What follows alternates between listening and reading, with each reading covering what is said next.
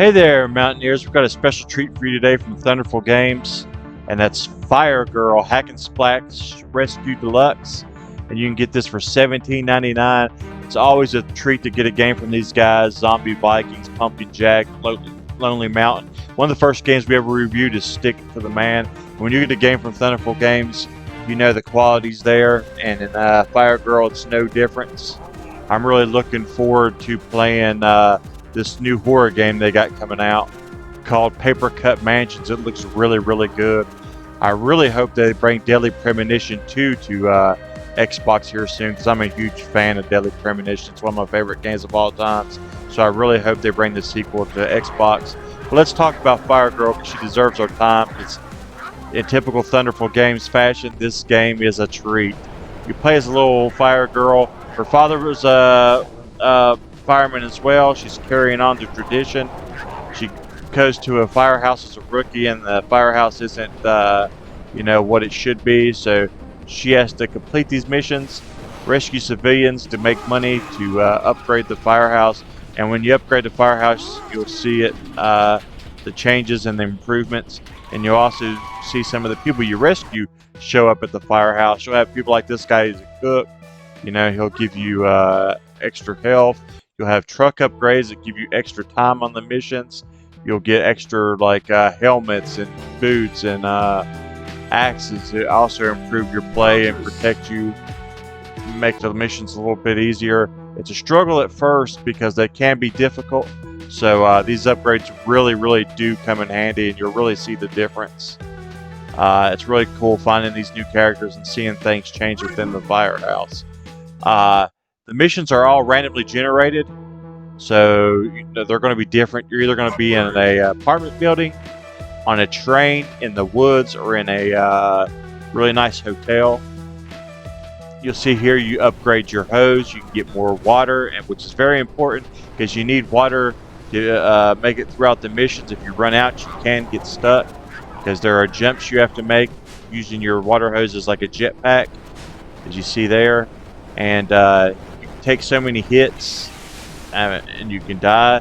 So if you die, you don't lose the mission completely. The people that you rescue will still be rescued, but you won't make as much money on that mission because you'll lose some in hospital bills. And that's really, really cool. It's a really cool concept, and it's really fun making your way through these levels. I will be honest, they can be repetitive. Even though they're randomly generated, they still can feel the same a lot of times, and they can be a little bit difficult at first until you get your upgrades. So you might find yourself dying a lot in the beginning and being stronger as you go. You see right there is a power-up. For some reason I did not pick it up, but you can bust those boards, and you can find things that give you more time, give you more water, give you health. You can also find civilians to rescue. There's also animals. You can rescue cats and dogs. And there's actually a dog that shows up to your firehouse as well. And it's pretty cool that you can walk up to him and pet him. For some reason I did not rescue that cat. Yeah, it's just a ton of fun. Like I said, it can be repetitive at times. So it's one of those games that you maybe want to play in spurts. One of the things I love mostly about this game as well is the how you look. You see right there, it's a side scroller, but you also have depth. Like you see things in front of you and behind you, and that's really cool. Like see the fire blazing in the back there, and you've seen how those bookcases were in front of me. I found that really cool. You'll see, like while you're in the firehouse, you can also see that. You'll see people working in the background, and I really love that look for a side scroll like this.